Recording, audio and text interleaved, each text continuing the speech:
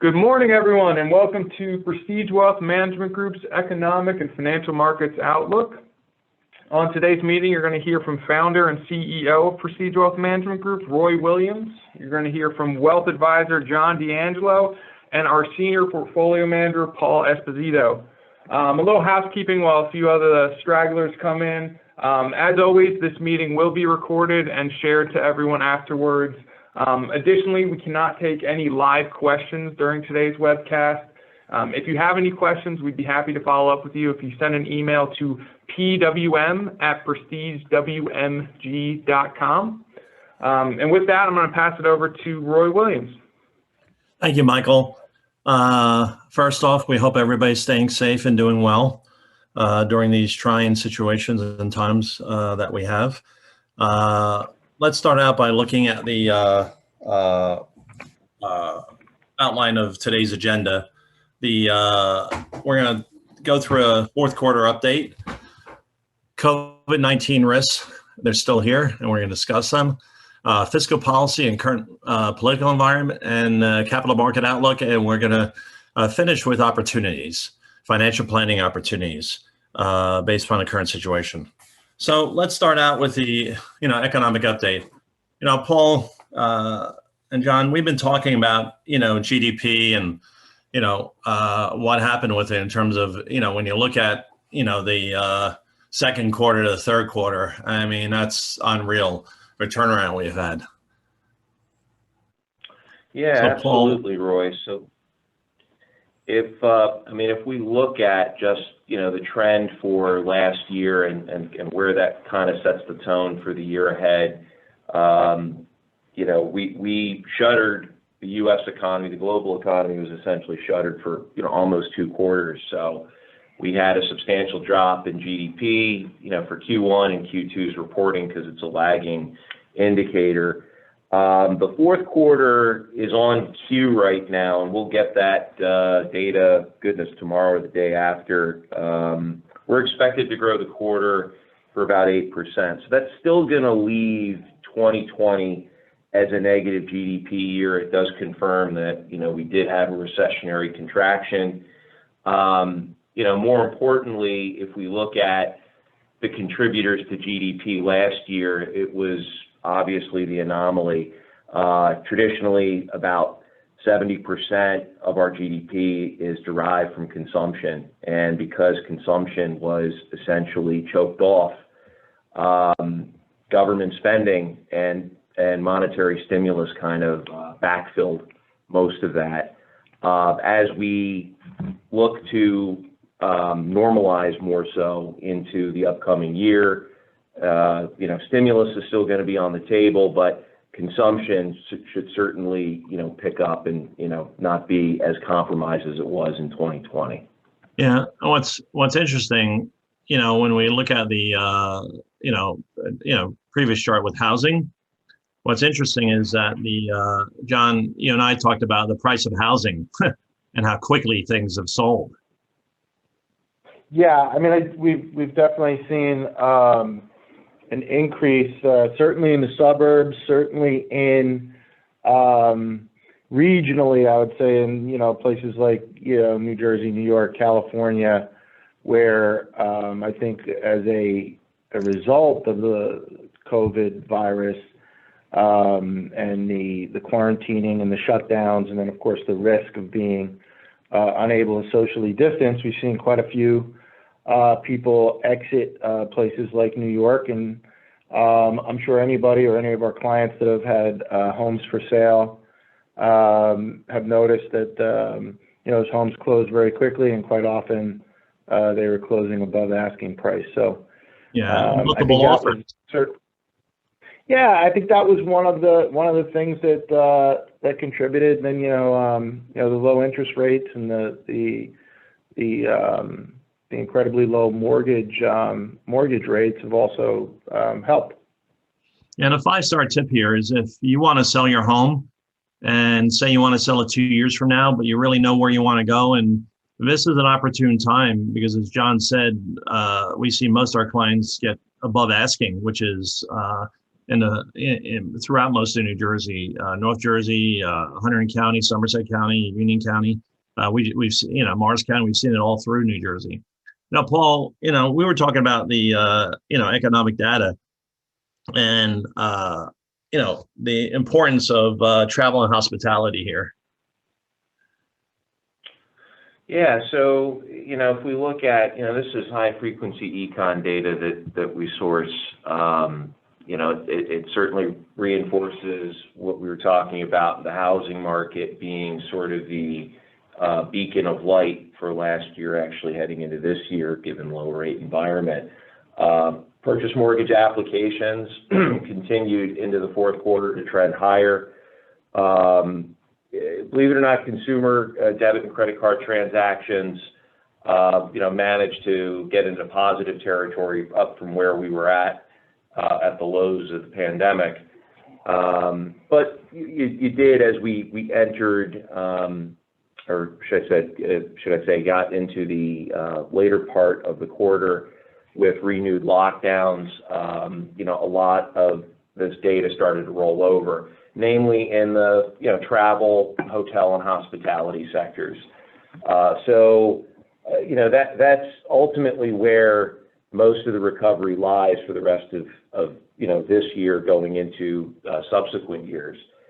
Federal government's doing everything it can. The rollout of vaccines is going to be germane to how expedient the recovery is, and us getting back to some sense of normalcy. Now, we're not projecting that that's going to, be turnkey overnight. It's more than likely going to come somewhere in the back half of this year, having us return to a sense of normalization pre-pandemic, February of 2020, I think, realistically might be on the back end of 2022.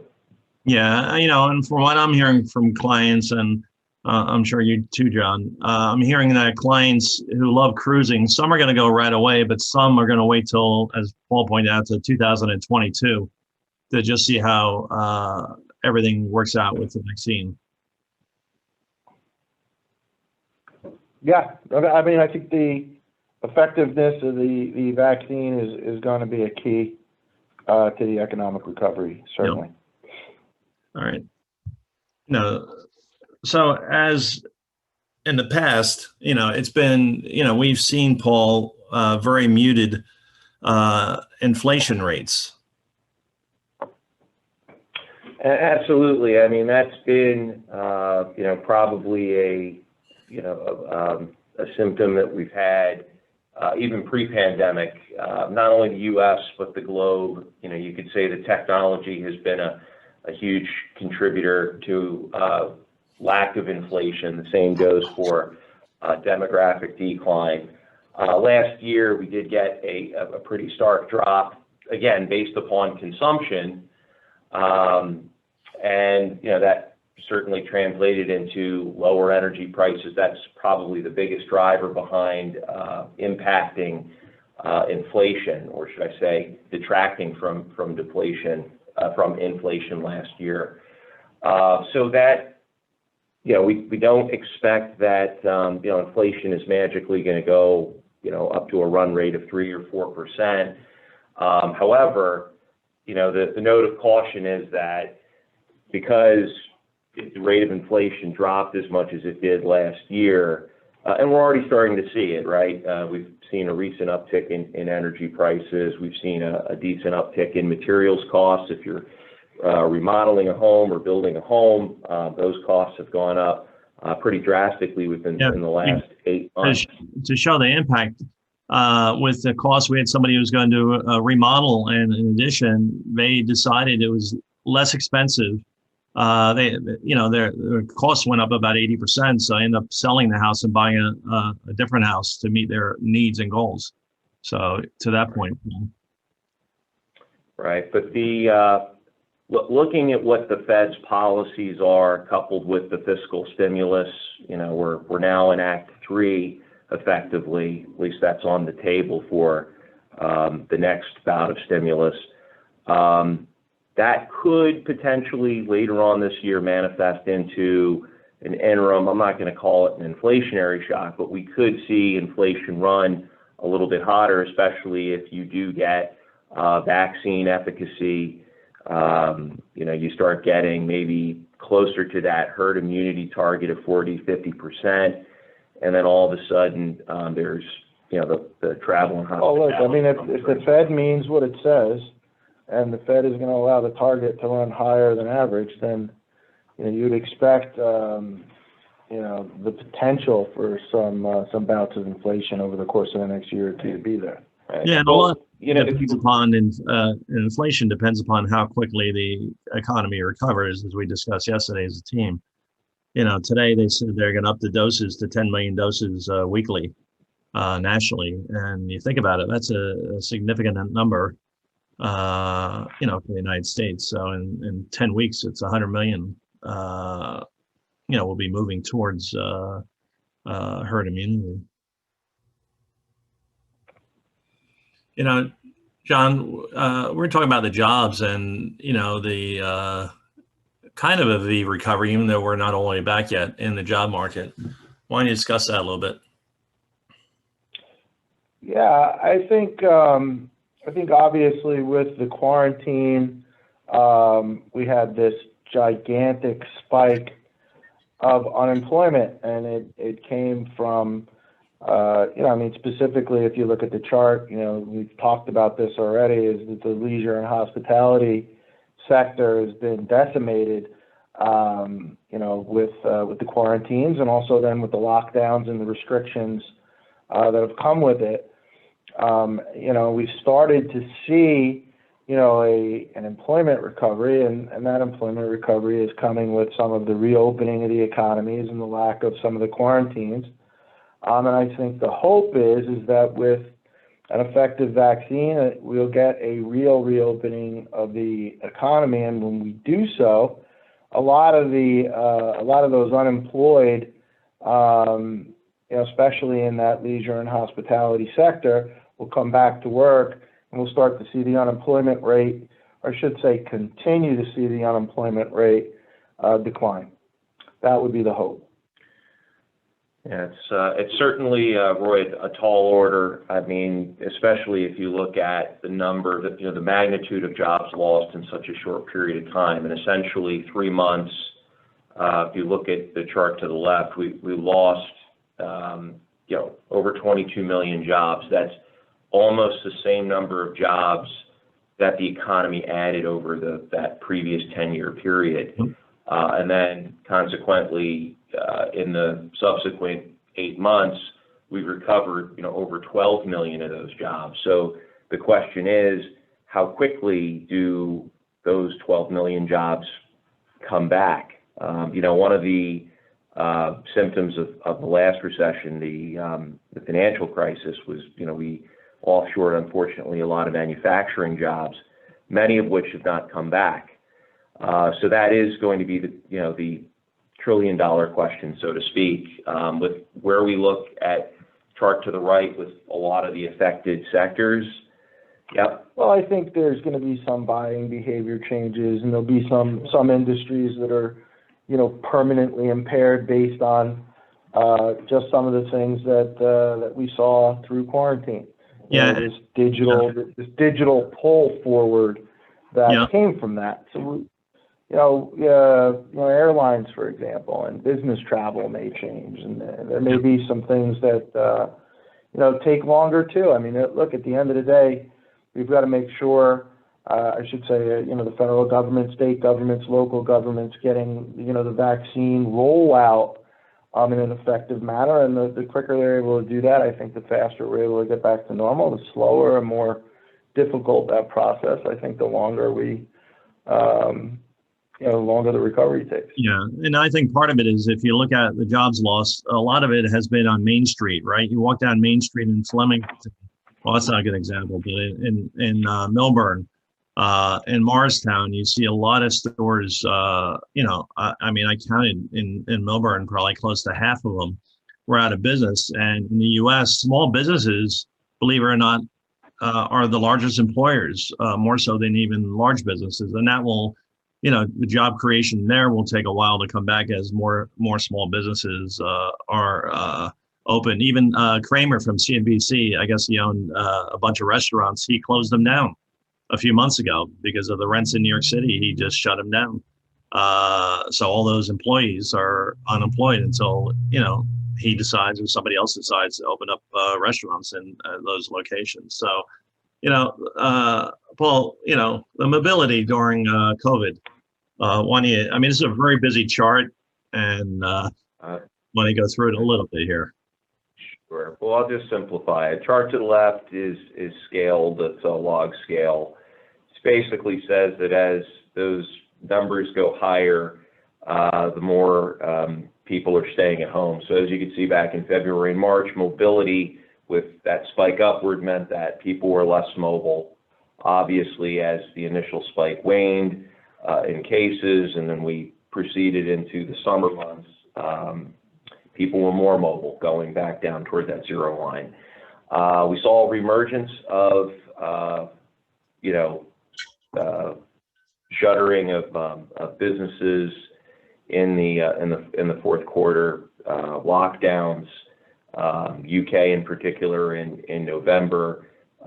Certain states were starting to ratchet up some of their policies as we headed into the holiday season.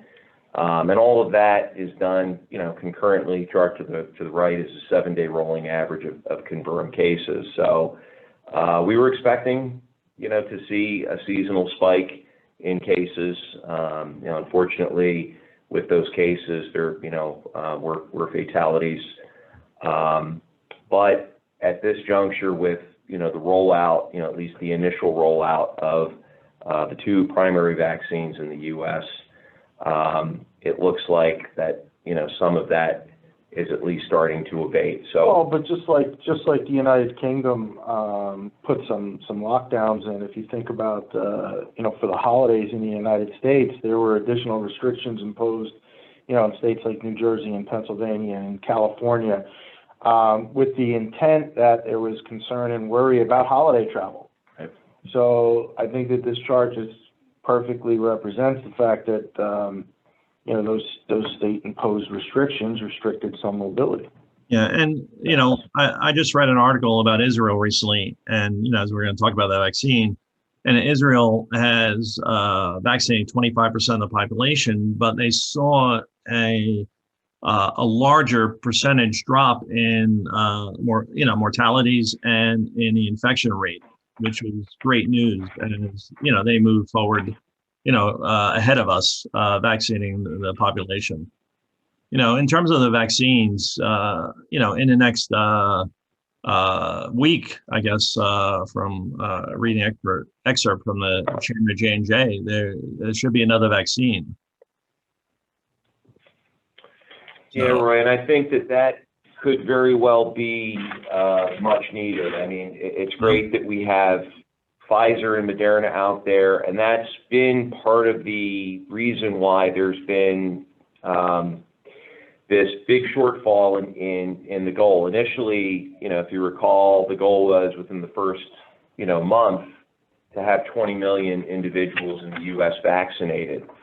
The 2-dose scenario, Pfizer requires a 3-week from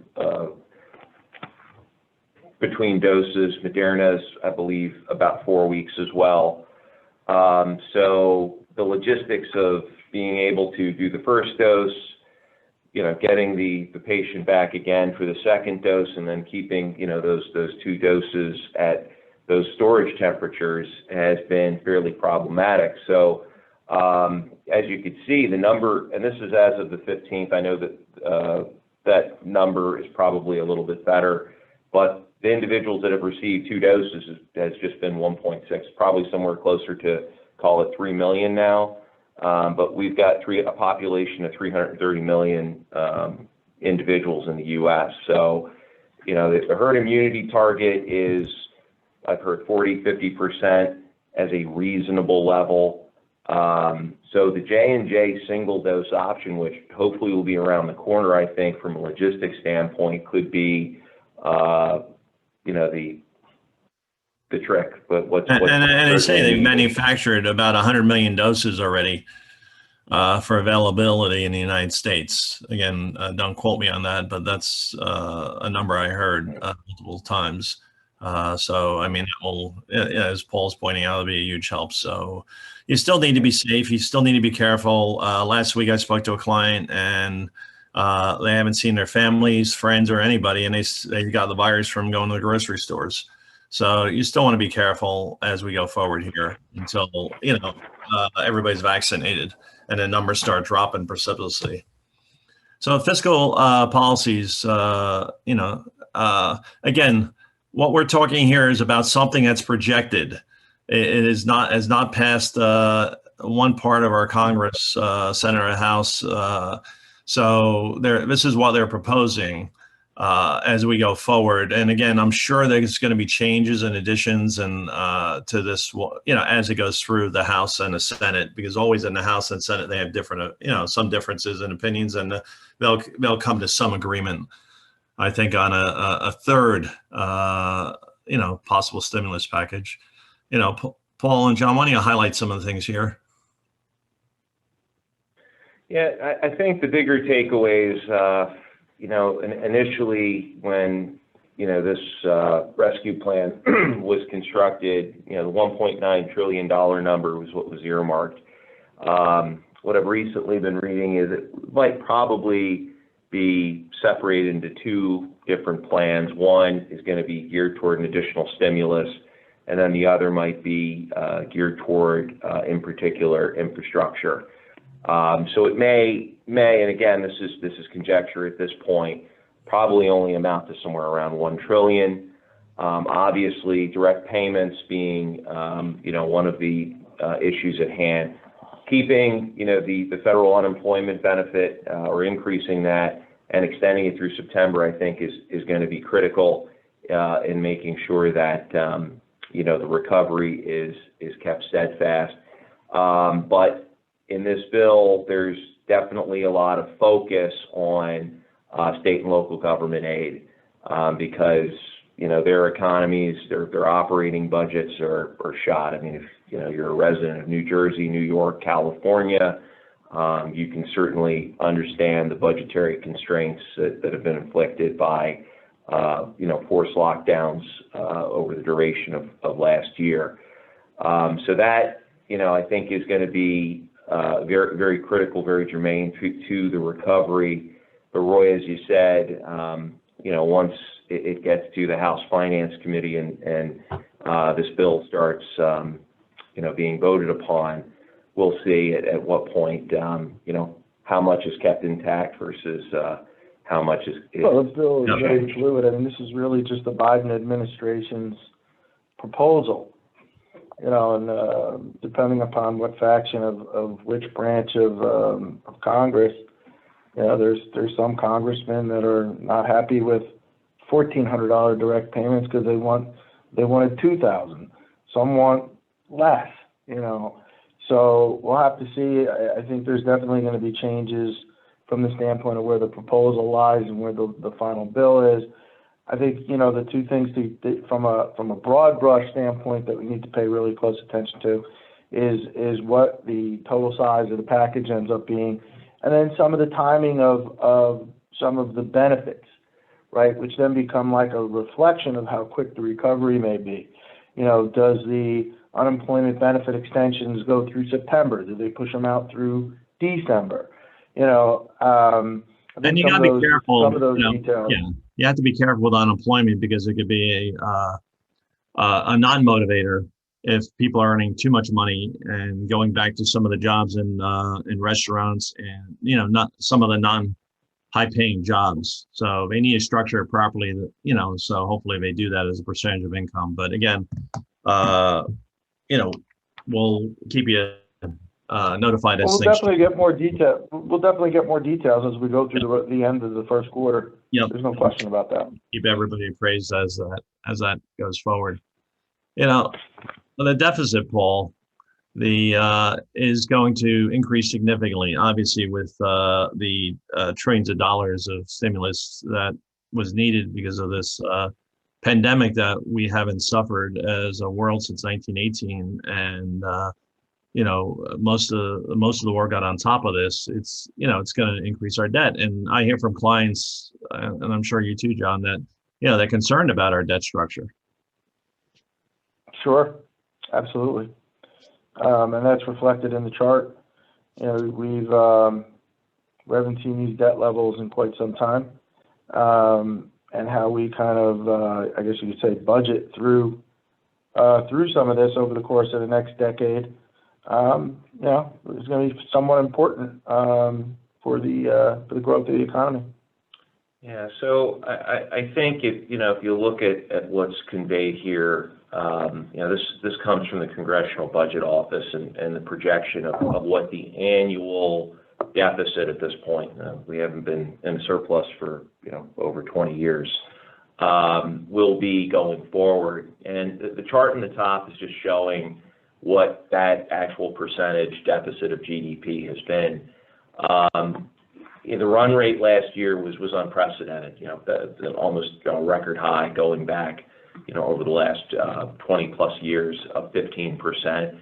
We are expected with stimulus plans for at least the next 2 years to be running a higher deficit, but you'll notice the projection, at least at this point, is that it will subside to levels that we saw in 2008 to 2014. Now, when we look at the country's line of credit, so to speak, and its ability to pay, that's where the bottom chart comes into play, where we look at our percentage of debt or deficit to GDP. And notice it's been trending up since 2005, 2006. It's not like it's an anomaly, like we just decided to get ourselves into oblivion overnight. It's a big concern. There's a lot of individuals, that are, fiscally conservative, that this does, irk them, because if you go back to post-Second World War, we're right back to those levels. And you could argue that maybe there are maybe not some of the growth mechanisms in place for our economy to grow us out of it. So, is the question, are we capable of maintaining these debt levels? And comparable to the rest of the world at this point, you have debt to GDP levels that are far greater in Europe and in Japan.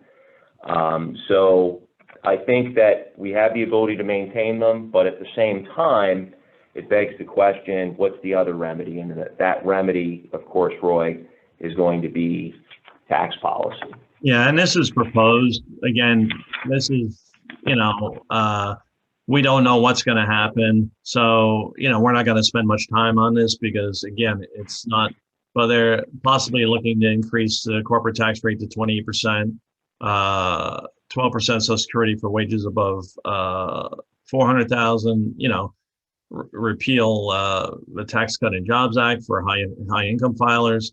So there's a lot going on here, in terms of what they're looking to do. One positive thing is offer tax credits to small business for adopting workplace retirement plans, and reducing the estate tax to $3.5 million. Again, we don't know as it goes through Congress how it's going to look, but again, these are things that are proposed right now.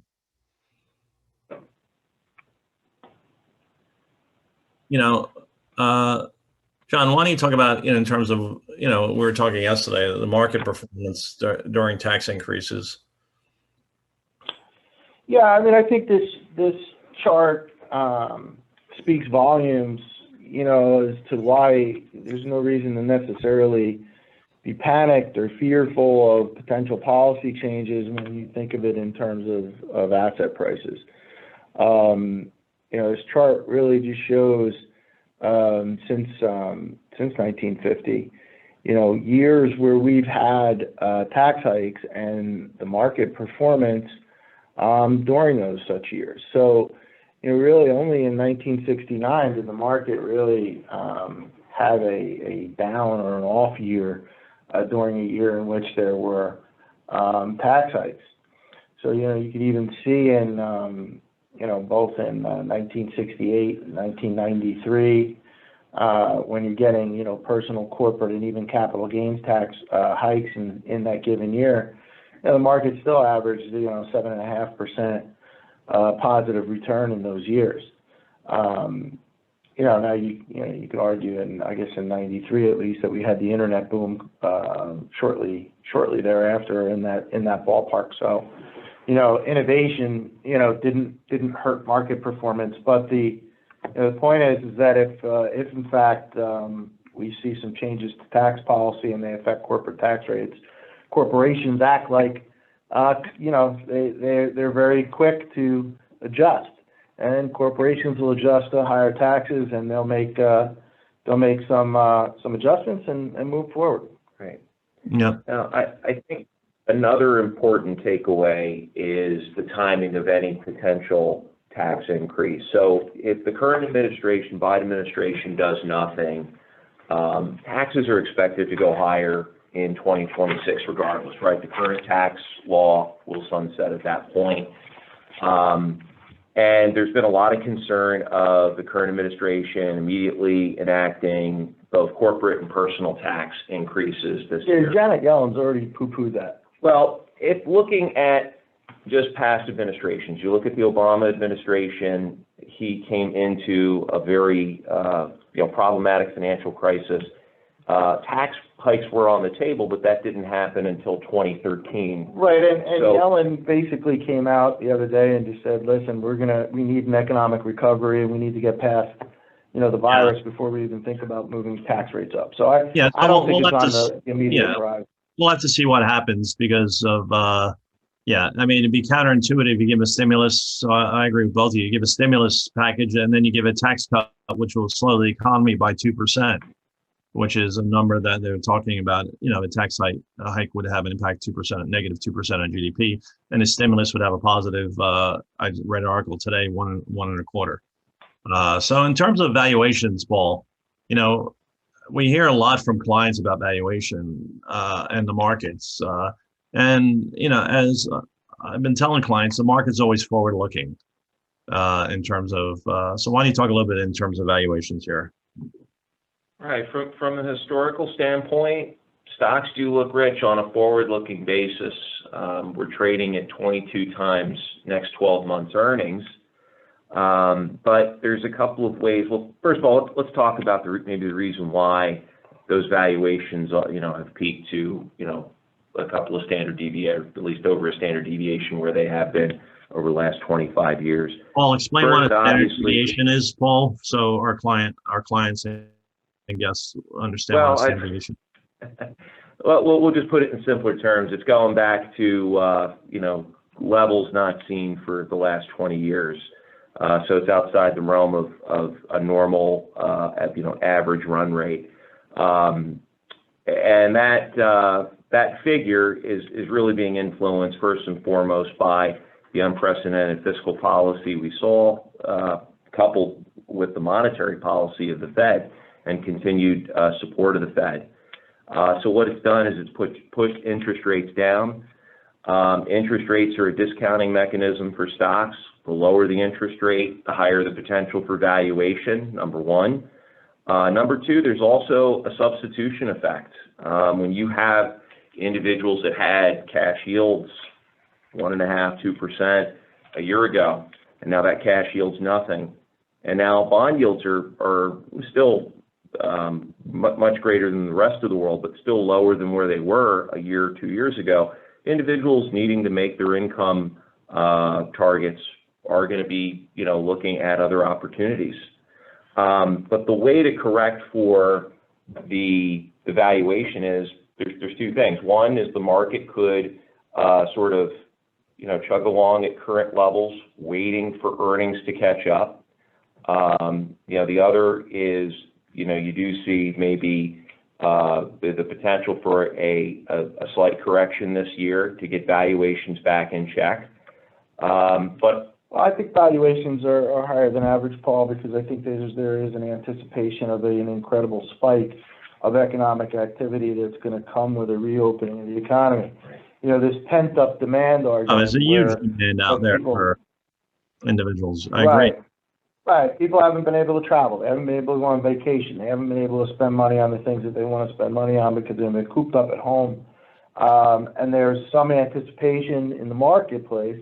You know, you got to remember the market is a forward-looking mechanism that, you know, hey, you know, vaccines are coming out. They're going to be effective. The economy is going to open up strong, and, you know, stock prices are going to move along with it. Now, you know, the argument cuts both ways, though. If there's any type of a hiccup, you know, with vaccines or issues with effectiveness or mutations of the virus, then we could have some concerns. Right. Yeah, and again, it's impossible to predict, and that's why we always talk about having the right allocation. You know, That's right. you know, based upon your goals, and not trying to time the market, because it makes a fool of everybody. You try to time it exactly. You know, Paul, you know, the top 10, you know, the 10 largest companies, you know, the PE is 33%. But there's a reason why 33 times. There's a reason why it's 33 times. Why don't you discuss that? As reflected in earnings like yesterday for Microsoft.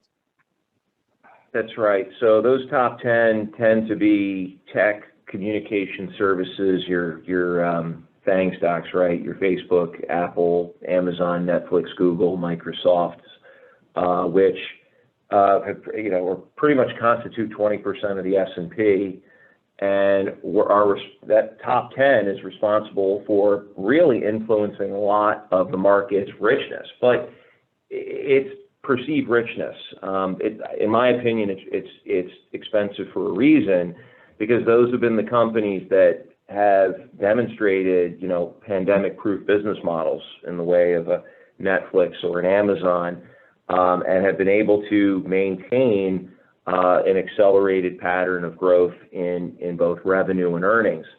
So yes, there is an elevation. There is a bifurcation between, you know, the top 10 and the bottom 490 of the S&P. So, you know, what we could see continue is, you know, also in order to correct the problem for things being expensive is, you know, the bottom 490 sort of rotating and showing more leadership as we ensue the recovery, and, you know, maybe the top 10 consolidate. But again, based upon, you know, at least the initial release in earnings, something tells me that we'll see, you know, continued dominance with, you know, the top 10, top 20 in the market. Yeah, and this we're just talking about in terms of correlation of fixed income to equities. You know, John, we were talking yesterday, the reason why we have bonds in portfolios is not just for return, but for downside protection and ballast. Right. It's ballast for the portfolio. It's risk control. So, you know, we've talked a lot about, you know, the reopening of the economy and how important it is.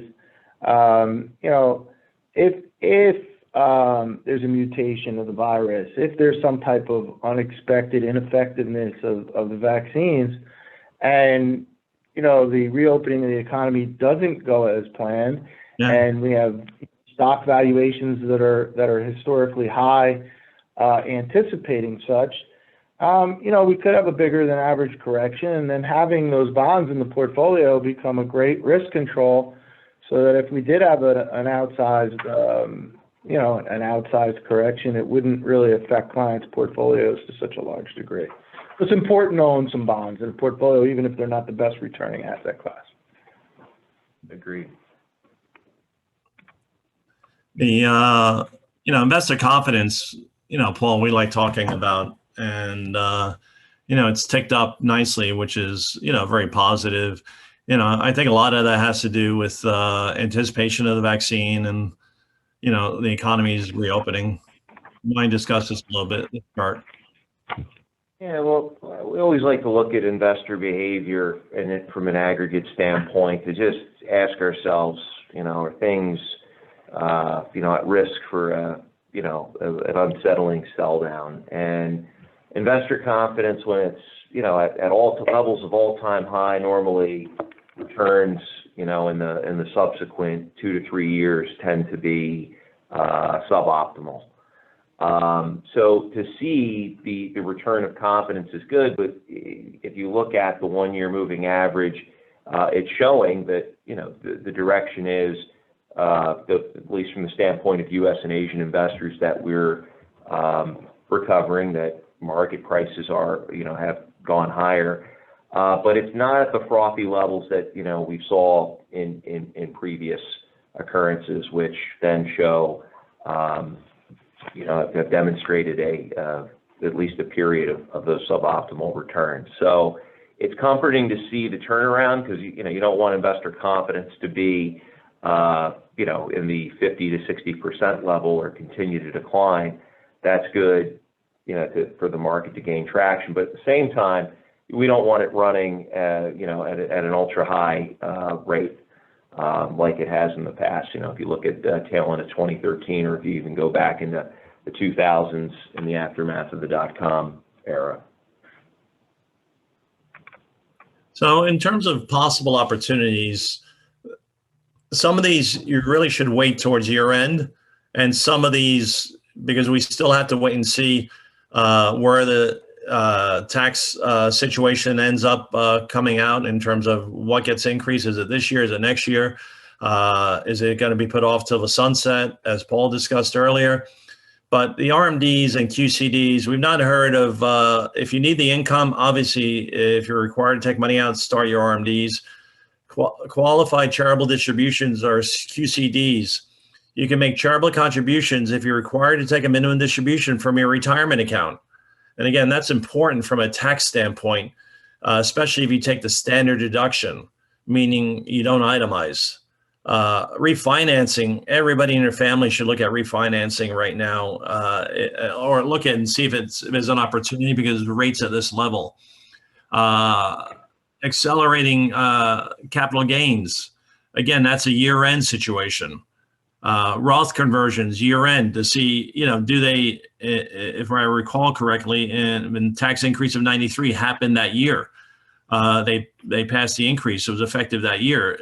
We don't know what's going to happen. So some of these, and estate planning, there could be some opportunities this year with trust planning and things that you should do. But again, we won't know, until the end of the year. If you do this, and, for example, if you accelerate capital gains and take away capital gains, then you're going to have a large tax bill and be very unhappy that you did that. So again, Roth conversions and accelerating capital gains should be a year-end situation in the estate planning. Yeah, I think Roy, when we've talked about this, we just need to see, more clarity around what the new administration's policies are going to be around taxes before, we commit to at least some of these planning opportunities. Yeah. Some of these we might want to do in bigger fashions based on policy or future policy. Some of these we may not. Yeah, but charitable gifting, one thing we've seen some clients do who are getting the checks from the stimulus that they really don't need or want. My recommendation was to donate those to your favorite charity or to the food bank. If you call your local food bank, they are in need of donations. And we've helped our local food bank and throughout the year, and will continue. Homeowners policy limits, make sure that your homeowners policy, as the cost of construction has moved up exponentially this year, make sure you have proper coverage in your policy for a replacement cost of your policy. So again, just something to review with your agent. And also something not on here is make sure you have an umbrella policy of at least $1 million to $5 million, depending upon your net worth. That covers on top your auto and homeowners. Things that you can do, John, we talk about this, and Paul, review your long-term strategy, right? What are your goals and objectives as you go forward? What are your liquidity needs during down markets? That money, if you have a liquidity need of $100,000 in 6 months, John, where should that money be? Should be in cash. I mean, right. Especially. Yeah, so it's never a question. Right. There's just no telling what a market will do in that short of a time frame. Yep. And risk management, again, look at what your needs are and goals are and have a portfolio based upon that, and rebalancing opportunities. You know, I know we as a team, Paul, we've talked about if we do pull back, you know, we're going to look for rebalancing opportunities, correct? That's correct. I mean, I think knowing that, you know, this new business cycle is at hand, it's only normal to get, you know, volatility, you know, in the early, middle, and later parts. So I think we do have a decent time period before this cycle comes to an end.